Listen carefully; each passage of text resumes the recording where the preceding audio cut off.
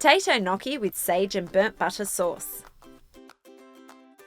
First up, steam the potatoes for 20 minutes or until tender. Transfer to a bowl, then mash until smooth and cool slightly. Add the egg and stir. Add flour and parmesan in 2 batches.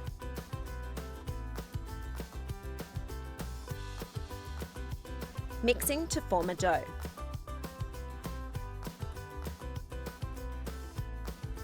Knead the gnocchi dough on a lightly floured surface until just smooth. Have a lined baking tray ready to go. Cut the dough into quarters. Roll them into logs, about 1.5 centimetres wide.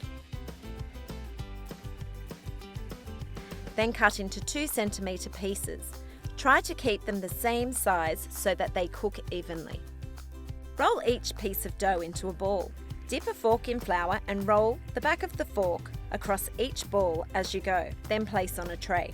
Cook the gnocchi in batches in a large saucepan of boiling water for 2 to 3 minutes. The gnocchi will rise to the surface of the water when they are cooked. Scoop them up with a slotted spoon and place in a bowl. To make the sage burnt butter sauce, cook the pancetta in a large frying pan over a medium heat for 1 to 2 minutes each side or until crisp. Transfer to a plate to cool slightly. Cook the butter in a pan for 2 minutes or until the butter melts and begins to foam. It should smell nutty and delicious.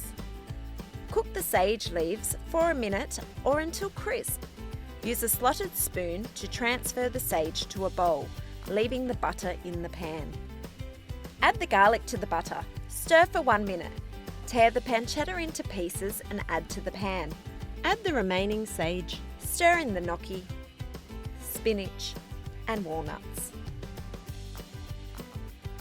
Spoon into serving bowls and top with the rest of the crispy sage leaves.